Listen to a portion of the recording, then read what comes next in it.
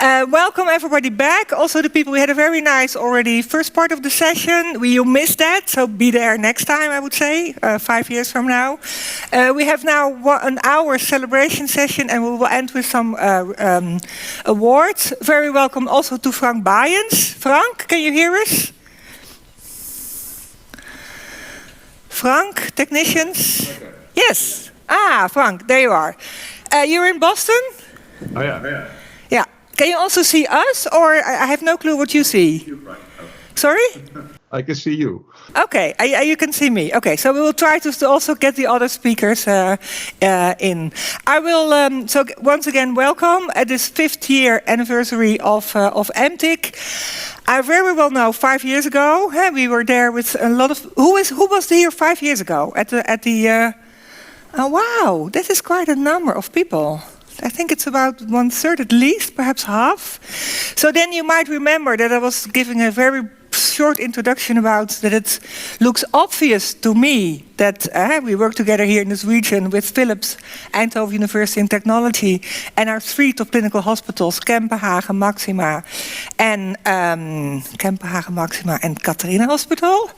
But it is not so obvious at all to really make this successful. And I will very briefly repeat what I said at the starting, just in 1 minute. There are no such collaborations many as we have with MTIC. We have a collaboration without an end date. Many programs are jealous about that. We're always working with our 3 disciplines, clinical, science and industry. We have joint roadmaps where we pick our projects from, cardiovascular, perinatal and sleep, and we have oncology and neurology as pilot programs. Our collaboration is based on excellence, on a short distance, on trust, on cross assignments and on board commitment. We have the full supervisory board today present and also some members from the past. We are the largest scale MedTech public-private partnership in the Netherlands. Over 100 PhDs. And because of that collaboration without an end date, which we do by starting a program and a project each year, and we'll come back to that later, we also are a big learning ecosystem, because what we learn in one program, we again introduce as a process improvement in the next. So we have our process teams that are helping all the PhDs to not make the same mistakes again on data sharing, on education, on IP, and also not on regulation. We have a very nice legal agreement. It takes us 2 years, I think, before we had it. But now every program we start within a week almost. I think Siska and others know about that. We have a very good, almost machine of starting new programs and starting them successfully. Our motto is fast track to clinical innovation. Originally we thought we would do that from the very early beginning to the end. We find out in the last 5 years that it's quite difficult to measure, and also sometimes it takes even much longer than 5 years, as we know. But we have a lot of evidence about very fast iterations and avoiding valleys of death. And now we did introduce also, for the next 5 years, the new term implementation science. We will come back to later in this session. And it's also all based on joint targets we have set at the beginning, already at the impulse phase, of joint targets that fulfill win-wins for all the partners. So we have targets about the number and the quality of publications, about IP, about keeping talent in our ecosystem, about learning community. But this is all nice on paper, and I'm very proud that I can be the chair of this very interesting and nice public-private partnership. But we would also want to hear from the people itself. So we have a number of people already prepared with some questions. And the first one, we will ask the first question is Kees, my right hand, and the innovation propeller, ecosystem propeller of MTIC. Yeah. So Kees, you take over.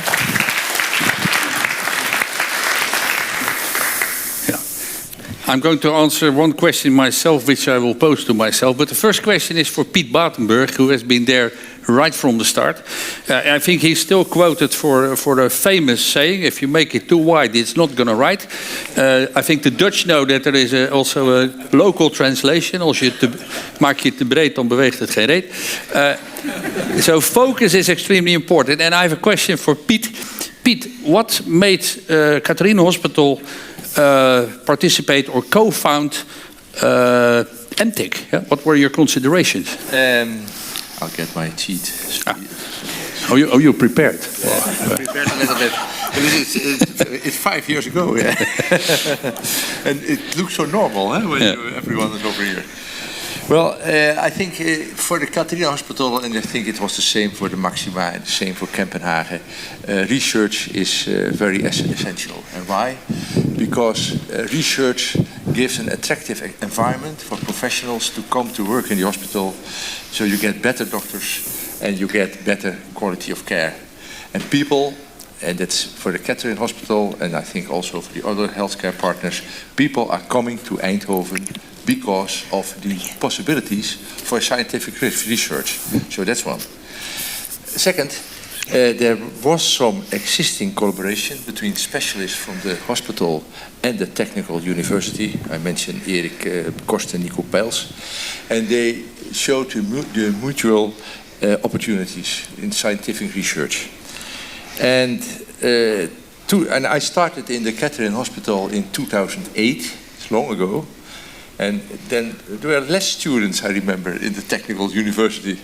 Some professors were depressive. They say we can calculate when the final student will arrive here, because it went down. And then there came, the technical university made decisions concerning strategic areas, and one was strategic areas health. One of this. In the same time, after 2008, Philips became a medtech company. So that were huge changes here in this region. And that meant there was a win-win to all parties, because Philips and the technical university didn't have patients. And we had the patients. Yeah. So we made a very beautiful collaboration that brought people together. And researchers from Philips, researchers from the technical university, very motivated professionals, and that created a really unique consortium. And also unique because what's the problem for the 3 healthcare providers? That's to find funding for research. And we are not academical hospitals. And the combination gave a lot of power and gave access to funding. And then it starts. And well, I stopped in Catharina Hospital 3 years ago, and well, it's the first time I'm back over here at the Technical University. And you're sitting upstairs, and you heard all these stories and so on, and you feel the enthusiasm, and it's very good. That's what we created together. At this moment, I'm a member of some supervisory boards, also in a top clinical hospital in another part of the country. And well, when I speak with doctors about their ambitions on research and so on, they look with very much respect, but they are also jealous when they look to this region. Thank you. Thank you. So Piet was talking about clinical outcome also as being important. Lucas, you're one of the PIs, principal investigators. So can you give us some examples about clinical outcomes from the last 5 years? Shall I stand up or what? Sure. Thank you, Carmen.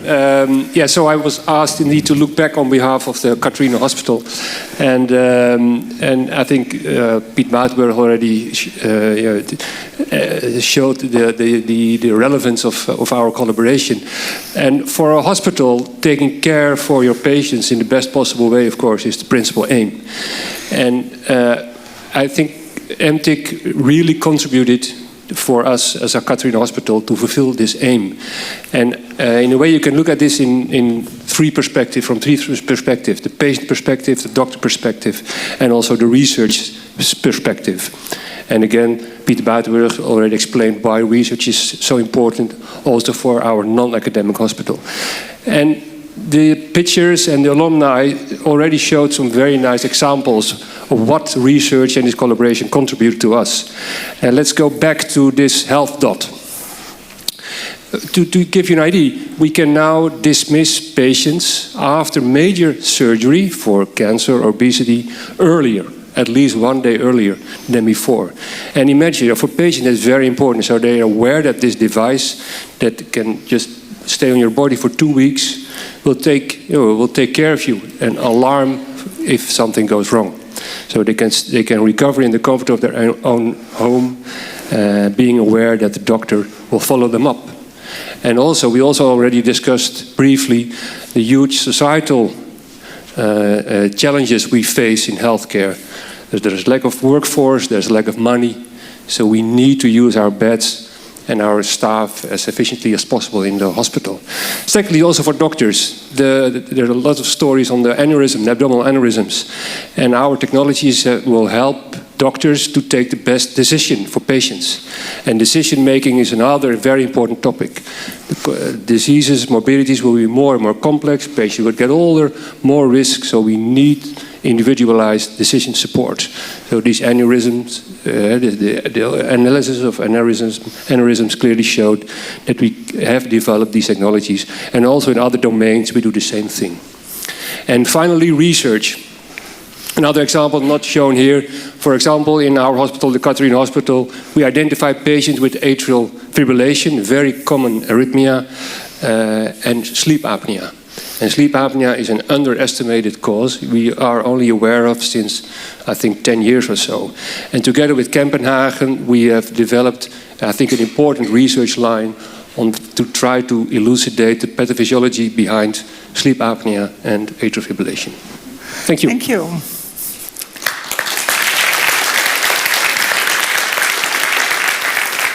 If I look to that poster, it's a fast track to clinical innovation. So I wonder how fast is fast track? And for that I'm going to Giet Oei. What's fast track and how fast can we go? Yes, thank you, Kees. It's the fast track to clinical innovation is the slogan, but before evidence-based clinical innovation is implemented in clinical practice takes more than you would expect. It's estimated it takes about 17 years. So it's a fast track. So we have to do something about this. And why should this take 17 years? Well, of course, you have the clinical trials. You have to go through a lot of clinical trials before an innovation is regulatory approved. And then you have other issues like doctors, clinicians who should adopt this innovation. Patients should prefer this new innovation. You have reimbursement issues. You have healthcare systems that should change. And therefore we have decided that we should focus on implementation science. And by focusing on implementation science, you are looking for the barriers, facilitators, and also for smarter research designs. And so we are starting now with a new research design, and by using this design we can do this research twice as fast as in a usual design, but we also will have a better and reliable impression of how this research will do in real-world clinical settings. So I'm proud to announce that this summer we are going to start in consultation with the Ministry of Health and of course the Department of Mathematics and Science headed by Edwin van de Heuvel with a new design in Max Medical Center. So I think this should become the new goal of MTIC, clinical implementation science. Thank you, Giet. Frans, you're heading our education team, and we have one of our aims was to educate a new type of professionals with looking into all this kind of different aspects. Can you tell a little bit about that? Yes, I can. First, we say always there's no end date of MTIC, and there is a begin date of MTIC, but not really, actually, because before that we already did discussions, and I want to mention Jan Bergmans, who is one of the propellers in making MTIC also giving a start date. And I can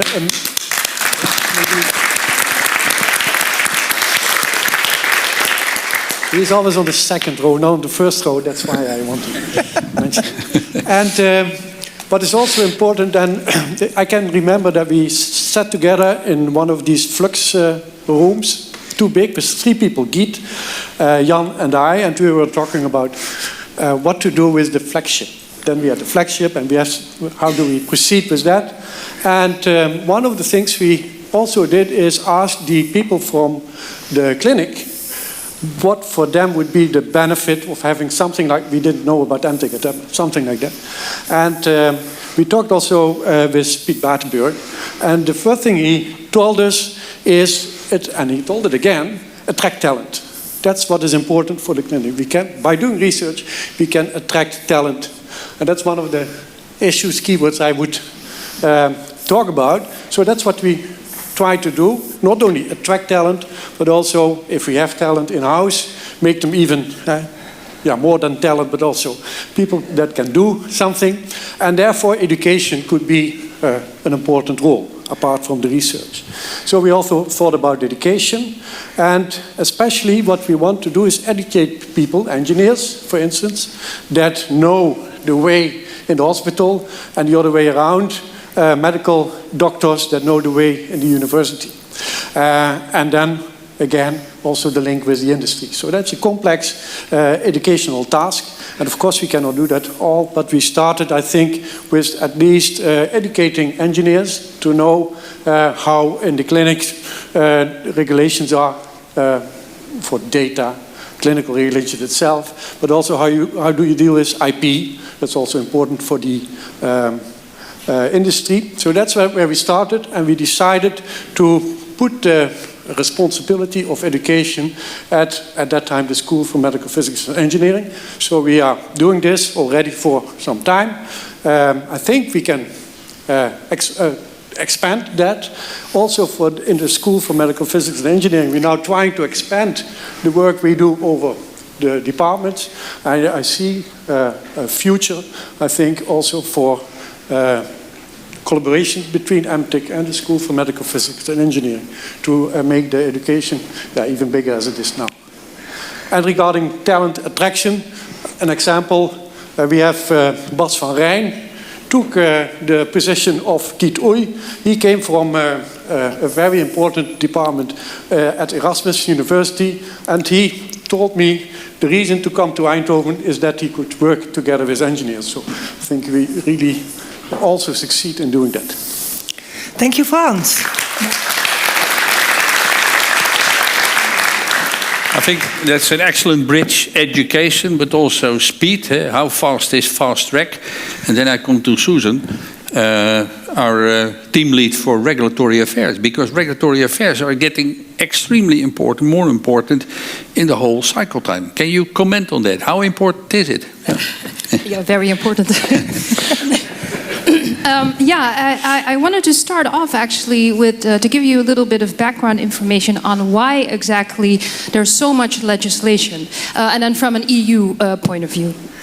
Well, the first reason is really about product safety.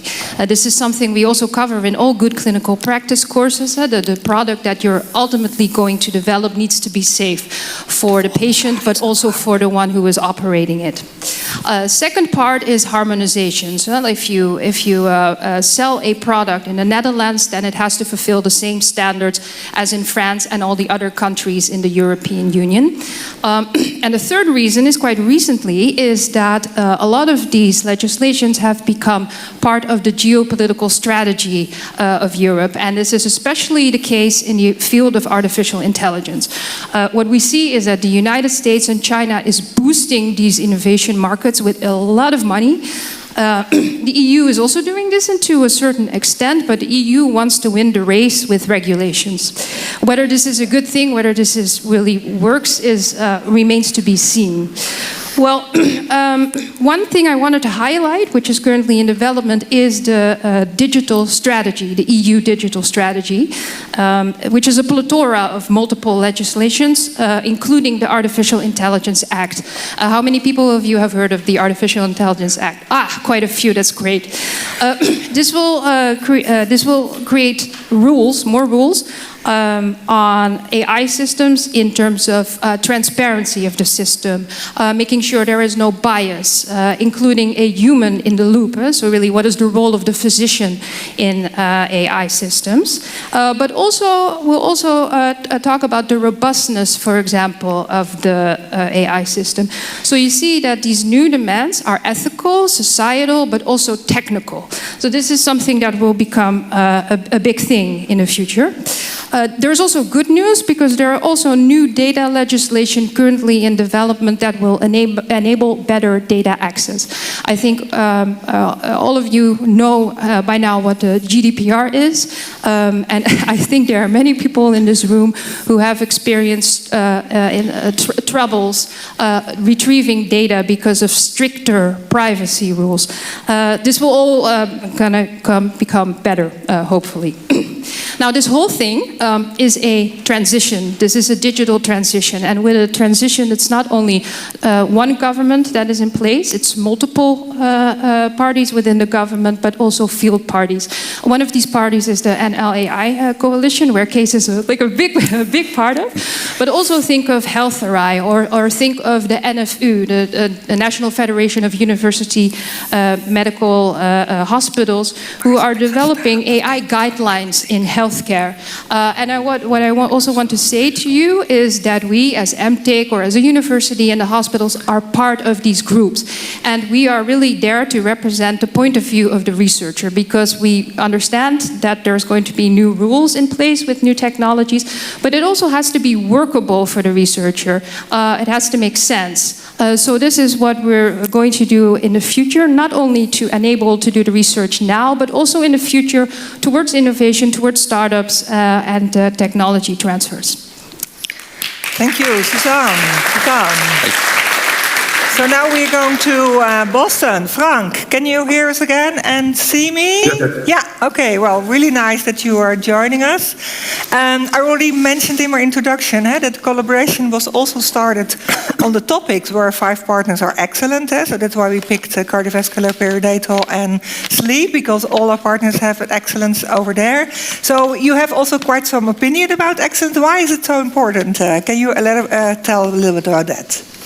Yeah, but first of all, let me start with congratulating you on the 5th anniversary of that. It actually feels 10 years, and I think also already alluded to that a bit. But a lot happened before you had the actual start of MTIC. And actually, I recently visited Philip Researching in Cambridge. Franklin knows them quite well, I guess. And again, it struck me how unique the collaboration is that we have within the MTIC system. We always look into the Boston region and everything is happening there. There's a lot happening there. But the kind of collaboration that we have in this ecosystem, I think, is really unique. We should be pretty proud of that. Now, about the excellence of the partners, I think it's critical that you focus on where you have the strength, both scientifically, clinically, but also in the private sector.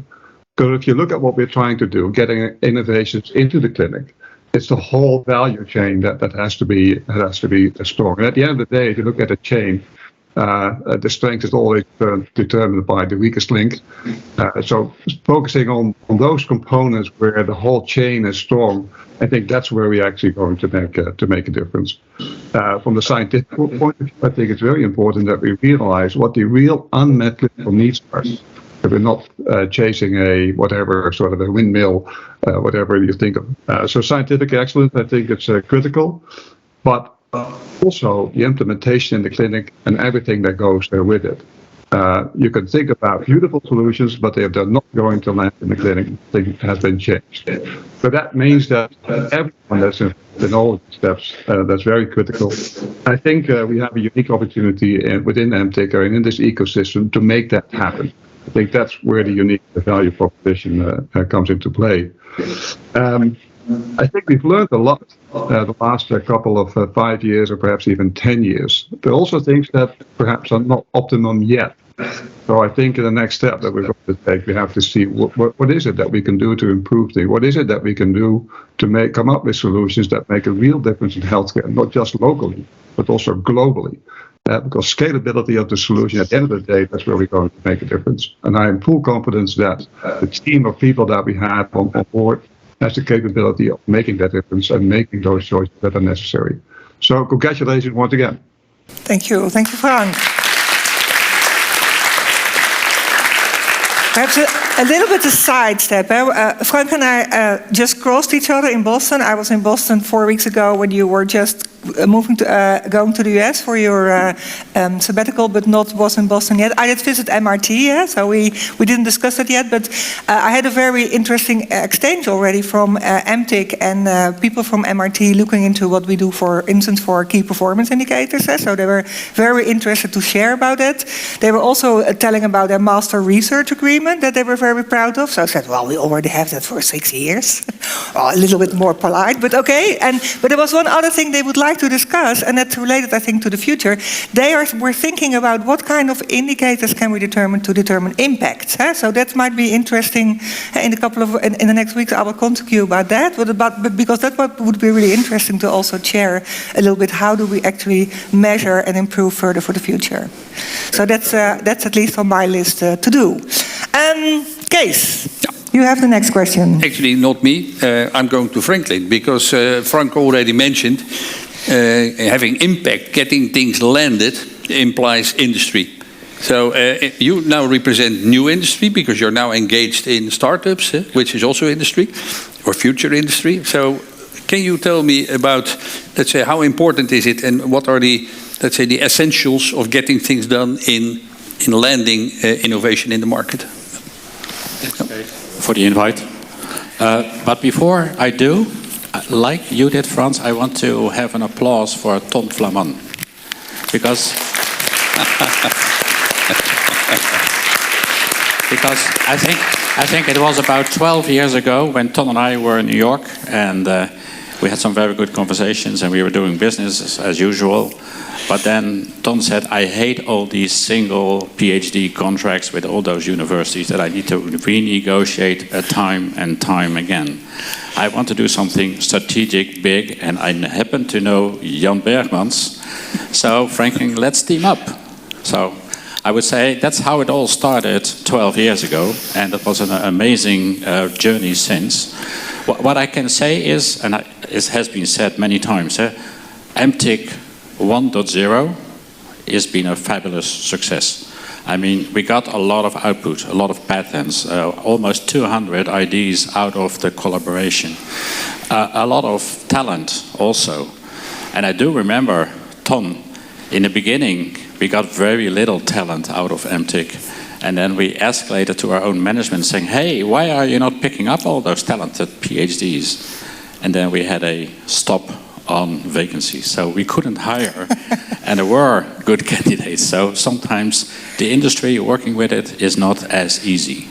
So I think the voice of Philips is very well heard in what I've seen today, in all the stories, all the pitches, the posters, the products that we benefited from. So I would say MTIC 1.0 is absolutely a big success for us as a company. And now I speak as a former Philips employee. But what got us there was really the trust, the willingness to run the extra mile, to really go beyond your own borders and to go into different territories which you had no idea of. And I think all the students, all the PhDs, all the exchanges, all the part-time professors, wonderful, wonderful, wonderful. We should always keep that, because that is the strength. Not so much the KPIs, not so much the output. It's the willingness and the ecosystem that has been created. But now talking for my new role as a partner of a global scale-up company, helping startups to start up and scale, what brought us to this success of MTIC 1.0 will not get us to success of MTIC 2.0. We will not be as successful if we don't change, because not only did we change, Pete, we are not wearing ties anymore. No one in that picture is wearing a tie anymore. That has changed. But also, we have changed jobs. But also, Philips is changing. The innovation model at Philips is not longer central with a central research lab. It has been decentralized to our businesses. So that's going to be more difficult. Also, the ecosystem in Eindhoven has changed. We now have high-tech Excel. We have deep-tech Excel. Soon we will have health-tech Excel.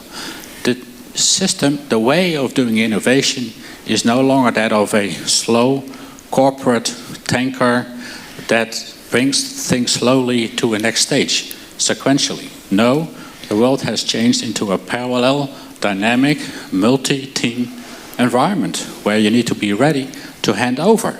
And that is what I'm going to do. So my call upon all of you is embrace the change. I'm walking away from you. Embrace the change and be ready for success for MTIC 2.0, but it has to be done differently. Thank you, Franklin. Well, you have seen this is all more or less pre-cooked insofar that we had asked people the question, we didn't know the answer. So is there any, we have more, but is there from the audience anybody who would like, I would like to ask a question to somebody in the audience? Not? There will be a second chance, so you can think about it. Okay, then we continue. Marcel.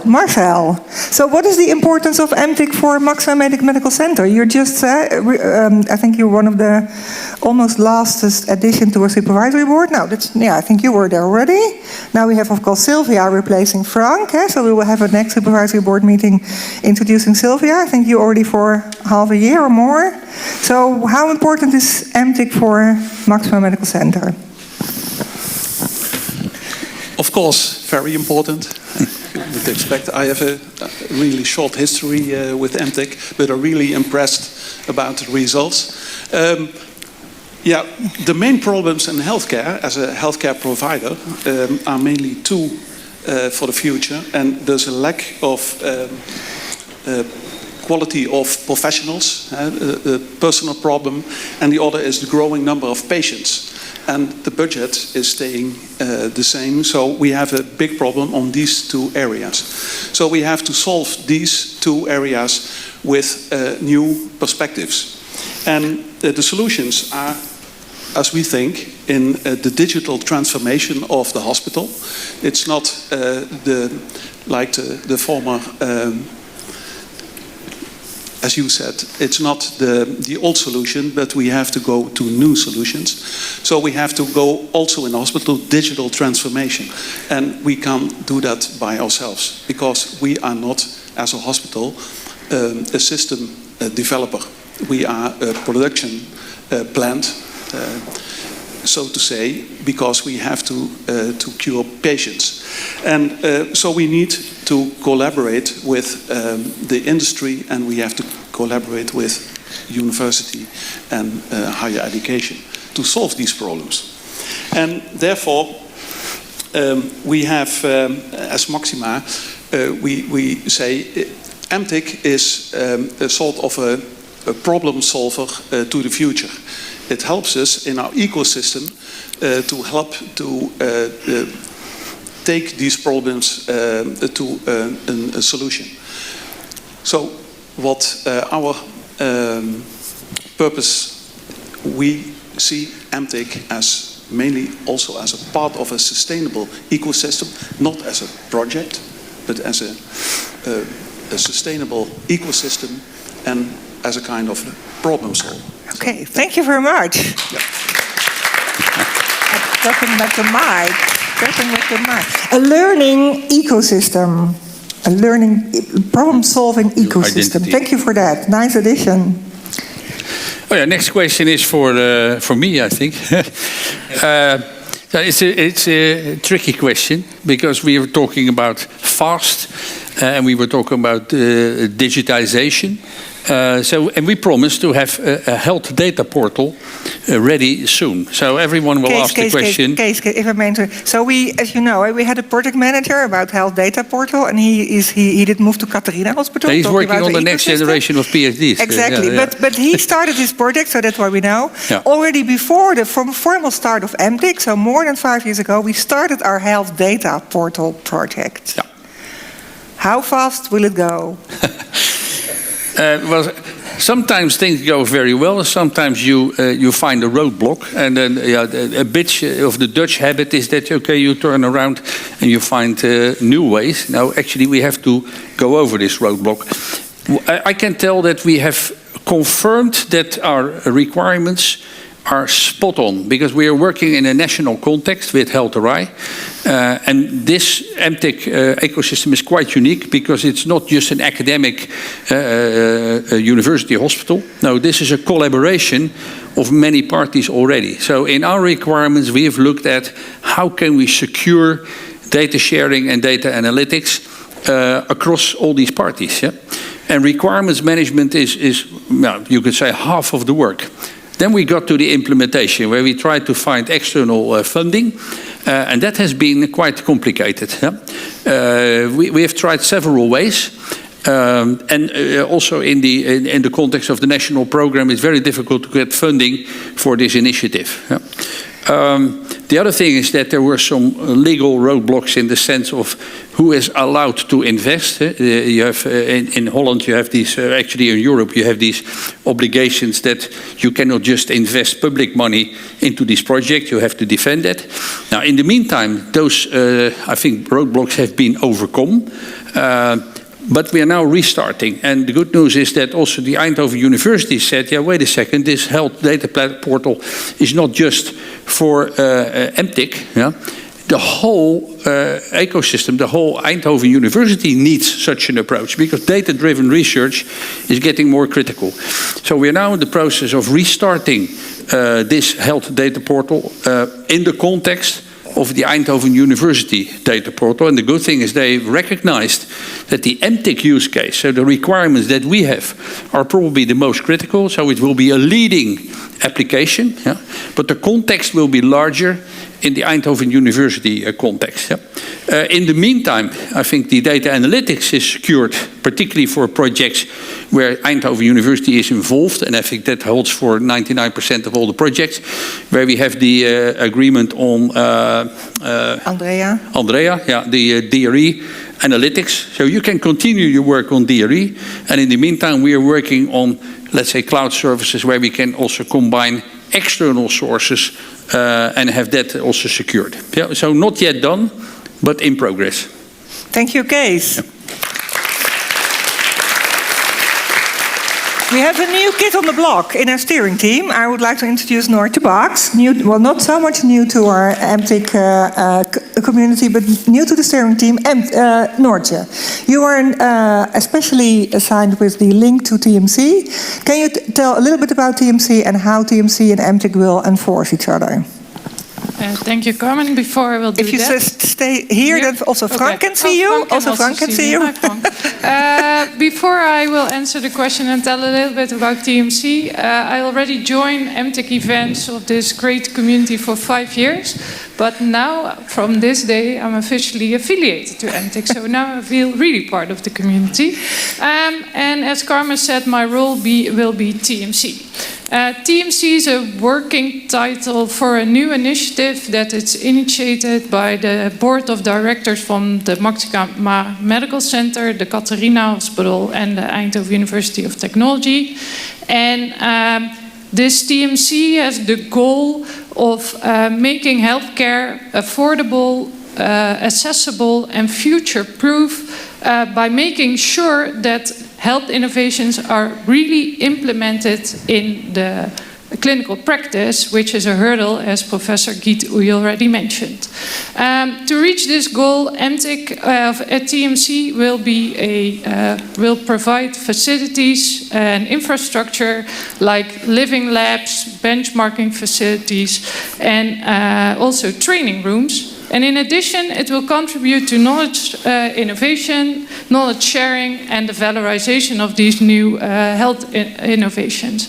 To come back to your question, I think if you want to go from an idea to an innovation to real implementation, it's a chain of steps. And MTIC and TMC together will cover the whole chain of these steps. I think by working together, we can gain, as MTIC and TMC, the best out of each step. towards the implementation of new innovations. And we can do this by identifying complementary expertise and skills. And in addition, we can also start sharing resources and infrastructure. And lastly, I think together we can provide learning development opportunities like new courses, but also career opportunities, etc., which can be very important. And lastly, what I hope personally is that MTIC and TMC can become a really large health community that can help in the positioning of health-related research here at campus, but also beyond, and really make sure that our new healthcare innovations will be implemented in clinical practice. Thank you, Noortje.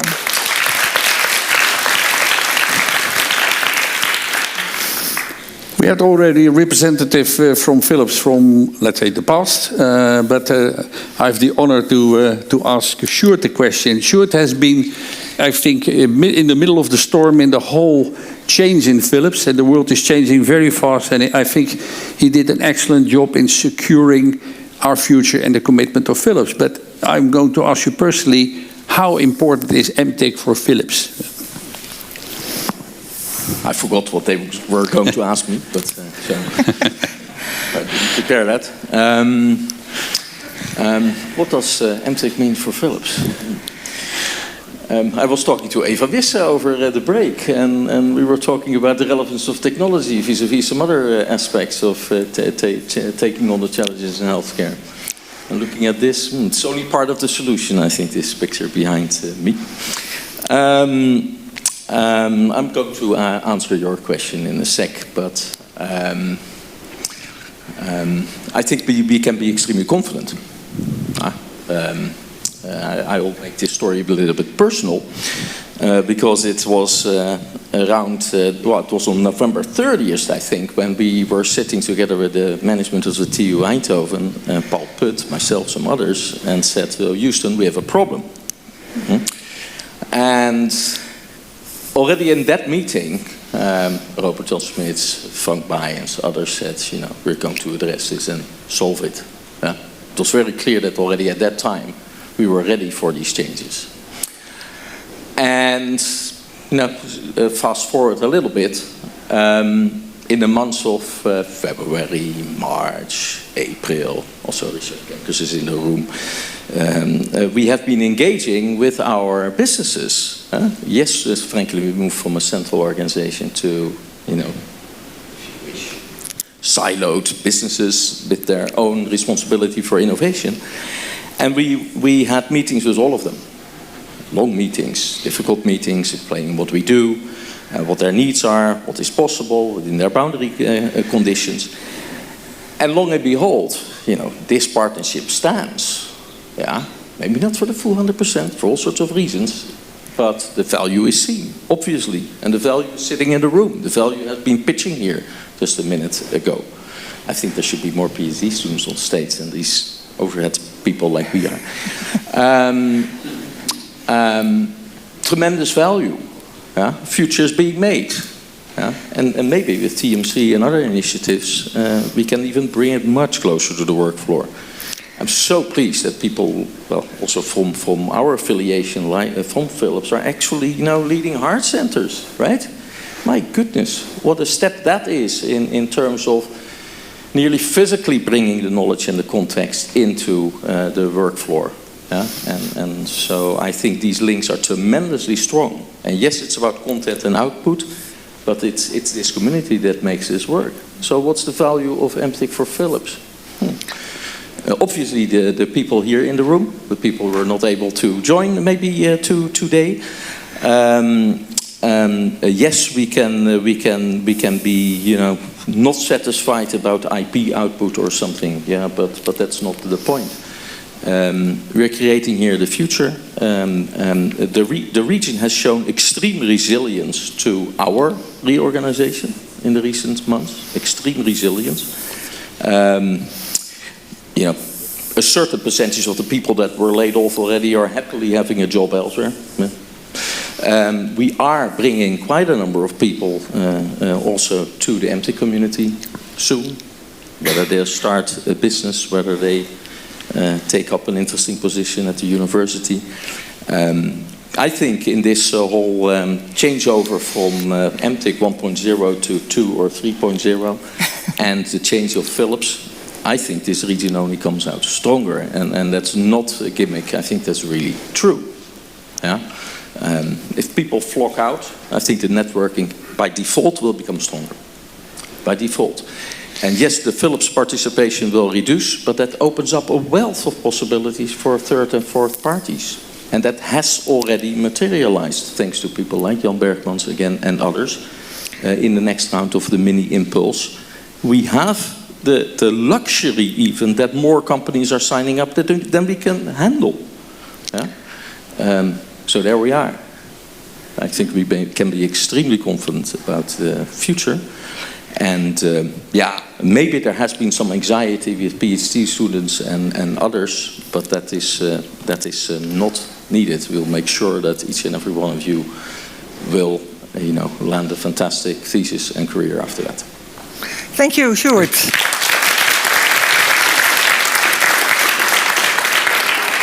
Anouk, Kempenhagen has been, of course, the sleep partner from the beginning. Actually, it was brought in by Philips, because MTIC has been involved of bilateral, trilateral collaborations. You already had a collaboration within Philips, it was more bilateral.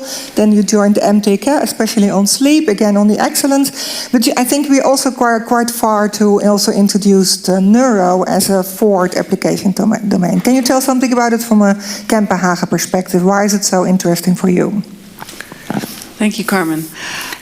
It's great to be talking here about MTIC 2.0 because ultimately, inevitable, the world is changing. So are we, and it's all for the good. And I'm certain that in 5 years, when we evaluate and when we start making the new rules for MTIC 3.0, we'll have a successful look back. One of the additions going forward is also the neuro part.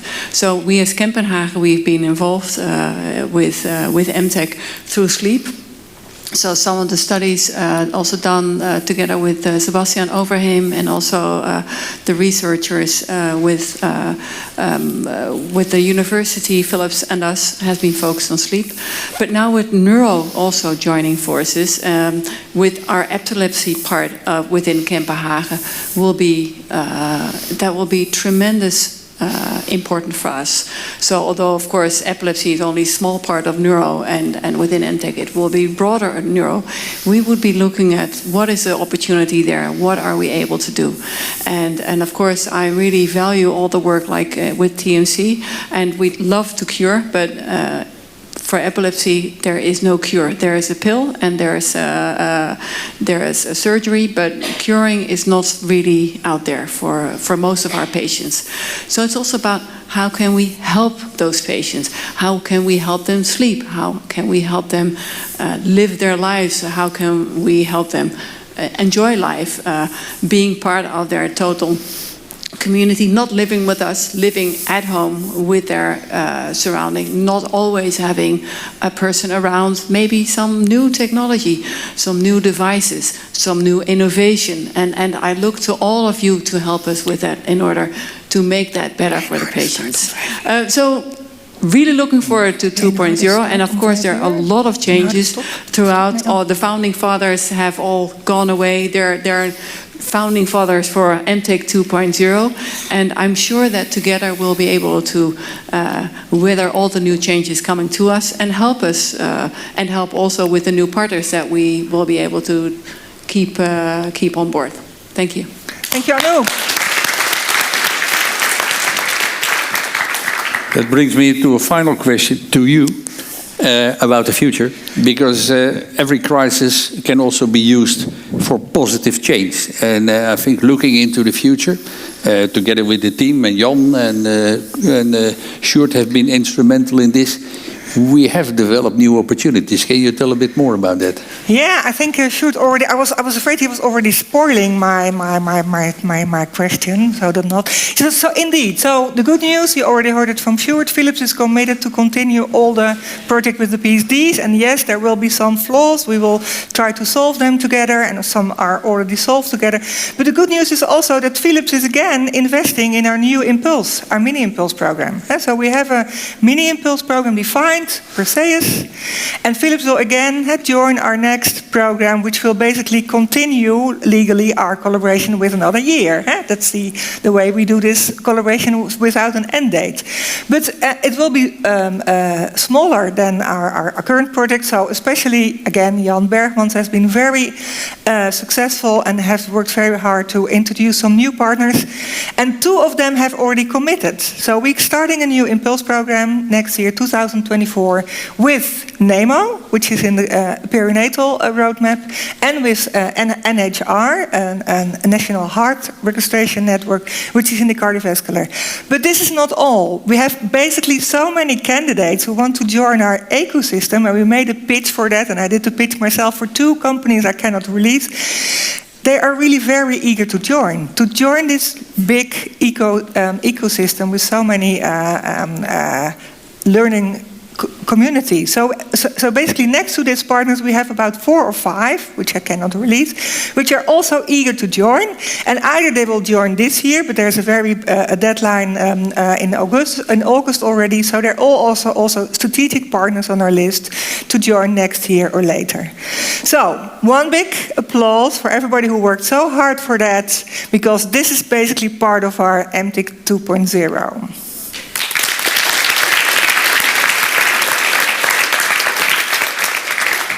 And now there is still opportunities for audience to ask some questions. Or are you so flabbergasted of this presentation? I can imagine. Who has a question for the audience, for one of our speakers or somebody else? Yeah, floor. Question for Anouk, actually. Do you believe that maybe in 20 years or so there will be a cure for epilepsy? Since previously we also thought there would be no cure for depression, for example? It should work, yeah. Yes, I really hope that there is a cure. Do I think that there is a cure for all? Probably not. So, but I really do hope that there is a cure. Okay, hope we can work with that. There was a question over there. I saw a hand raised. Yep, I'm coming up. Yes, thank you, Johan van der Brink. I was here 5 years ago, and I have the same question as I had in mind when I drove home 5 years ago. Can you comment on how this regional initiative connects to European initiatives? Not only from getting the best for patients done, but also from lining up with international subsidy opportunities. Yeah, so we have our mini Impulse program every year, which is really with the core partners, which we're going to extend. But apart from that, we have about a double amount of other researchers in other projects where we usually have part of the core partners and also others. Some of them are in European context, especially in the Excel program. Some are getting into European context, especially about data sharing. So we're now sharing the data within HealthRI, but also there we do that in the international context. So it's not a majority, but it's definitely part of a number of projects. And hopefully, as I just mentioned also about MIT, we're looking into also other collaborations over there. But it's not the majority. Is it? Other questions? No? Then I think this is about then to close this session, and then I would like to thank the speakers once more with an applause, and then we move to the final session, which will be very short. Thank you, everybody, for all the speakers. Okay, the last session is our award session. We have 4 awards. We have a poster award, we have an award for the best supervisor, we have an IP award, because we know IP is very important, and we have, of course, an award for the best pitch. So first I would like to hand over to Vazuta. Vazuta is actually the chair of, well, she's not a PhD, but she's facilitating the PhD team, and she will hand over, where's Vazuta? The poster award. Vazuta. Hi everyone. The best poster award goes to Mark Ramakers. Louder applause maybe.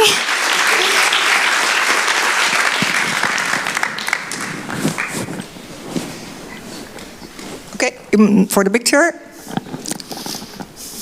So what was your poster about, Mark? Was it the same? Because of course we heard you pinch. Sorry, come again?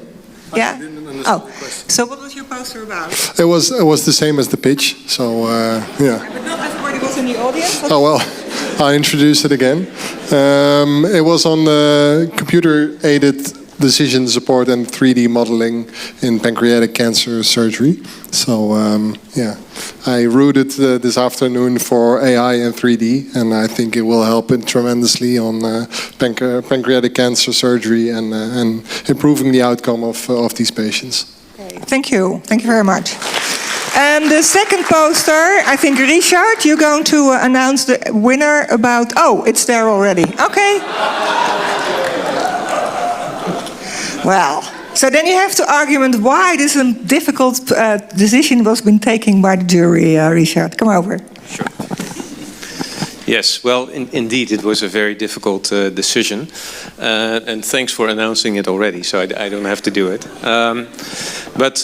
Yeah, we actually deliberated quite long. And there were a few things that actually Eva mentioned and that we should recall here.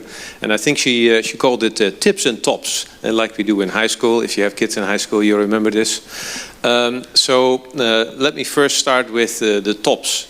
So what we liked tremendously is the enormous passion and dedication of all the presenters and also the clarity of the presentation. So the way the propositions are pitched was excellent. Yeah. So now I have to come to maybe some tips.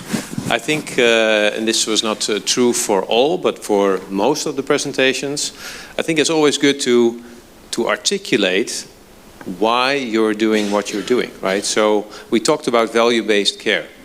So the theme of MTIC is fast track to clinical innovation. So please always come back to what drives the benefits for healthcare and what drives the impact to society at large. I think that's probably what drives most of you. I think it probably holds for all of us. So please articulate that in maybe a next round.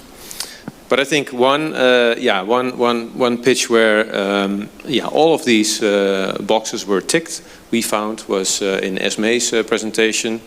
First of all, the clarity, definitely the passion, but also the opportunity for the end proposition for patients. And maybe lastly, the opportunity for further innovation and for next research steps. So that's why we came to that conclusion. Okay, Esme.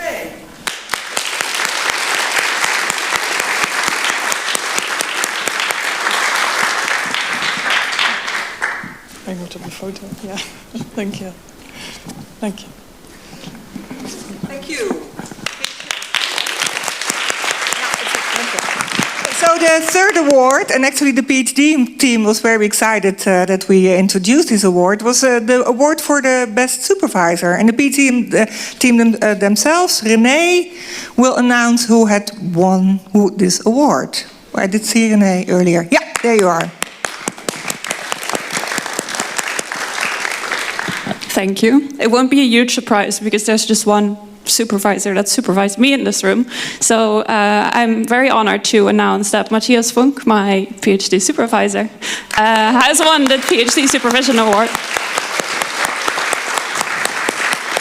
And I was given a few notes to say about you, so this feels a little bit like a rehearsal for a year from now when we'll be reversing roles at my defense, maybe. So for those of you who don't know him, Matthias Wunk is an associate professor in the Department of Industrial Design in the Future Everyday group.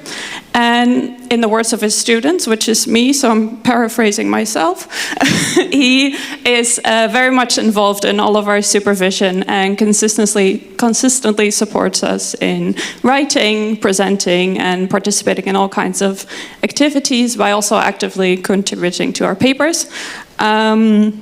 Which is invaluable guidance.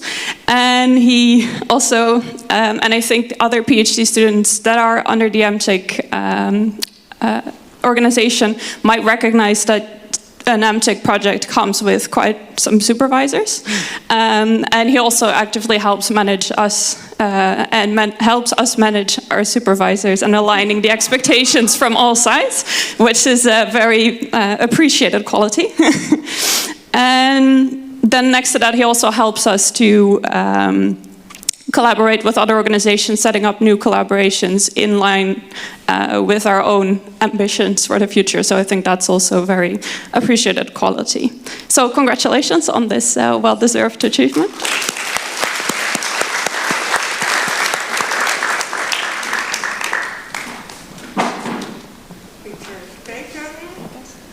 Thank you very much, René.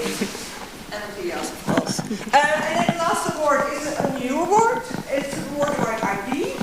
And in my notes I have that Sjoerd is going to hand out, but I'm not exactly sure, to be honest. I think that was not... Who's going to... I'm not... Okay. Frank and Suki, can I ask you to the stage? So you are both from Philips, I think? Both from the IPNS department? Philips. I'm from Philips IPNS, and Suki is from here. Hello, I'm Suki Sandhu. I work for the TUE. I'm part of the valorization office at the university called The Gate.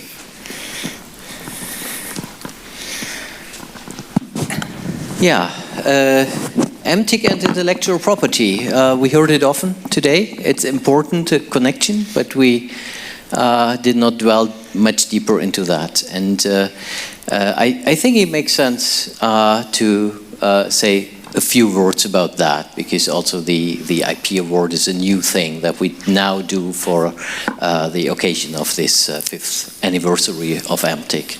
So what we do essentially is that the researchers and clinicians, that they collaborate to make sure that benefits the patient have benefits, and at the end it's also benefit for the society.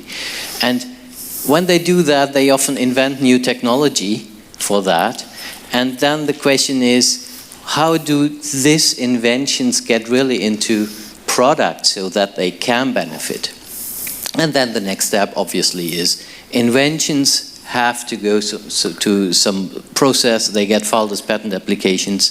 They can become innovations that way, and then they're deployed, and at the end then they really can improve people's lives. And if we don't do that, if we miss out on protecting the inventions we have, the chance that they will become innovations are very low. And that's why it's so important that we look at that. So this cycle it sounds good, sounds easy, but it's not automatic, and there's some action we all need to take. I think I give the floor to Suki for that slide. Oh, thank you.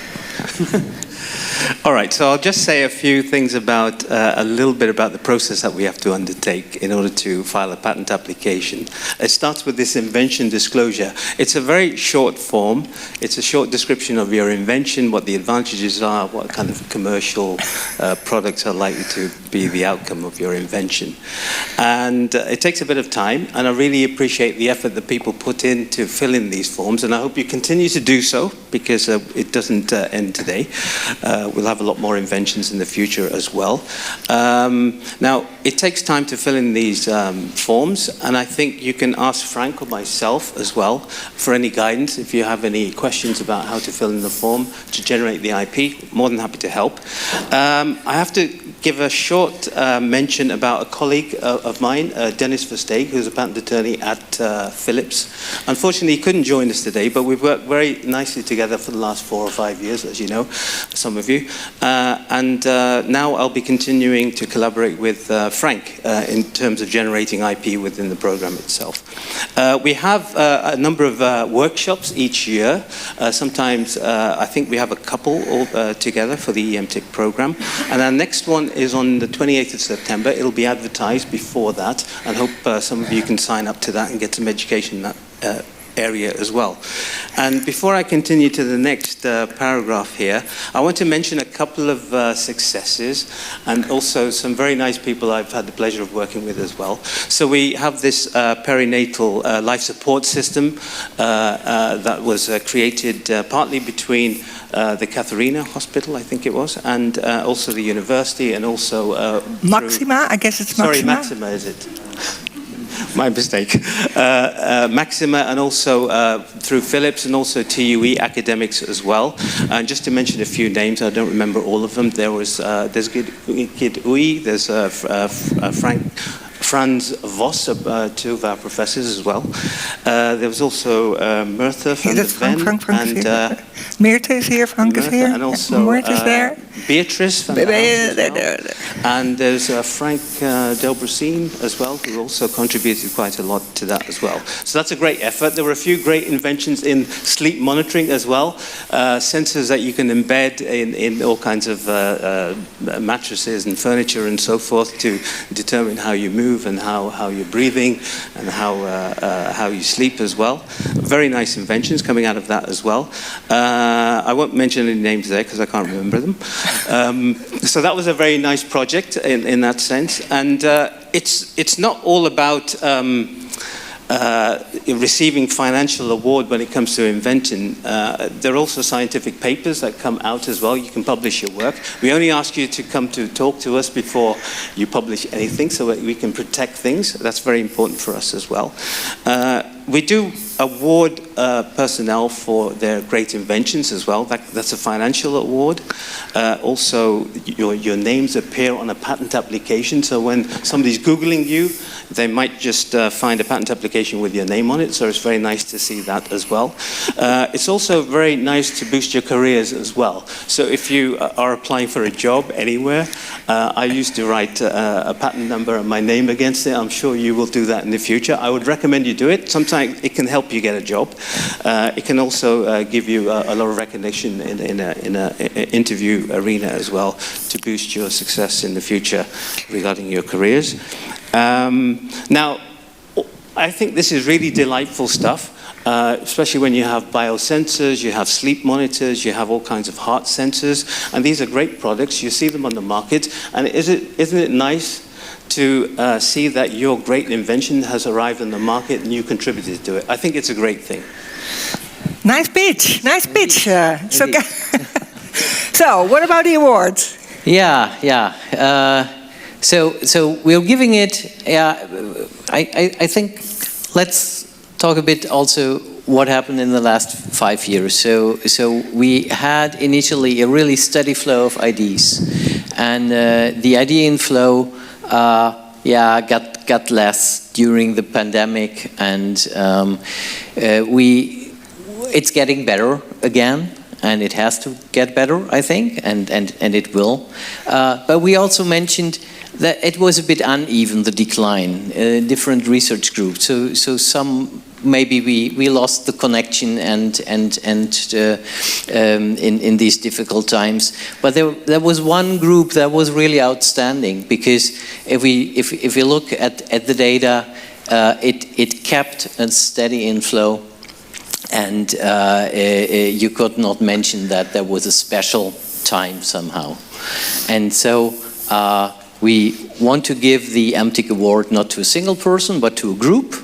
And the group is the sleep team.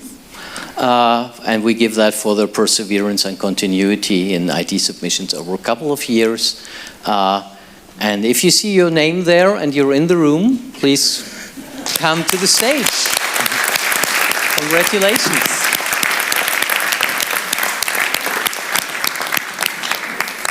Really nice, thank you. Really nice. Do we have enough presents? I'm looking to... Wow! Woo!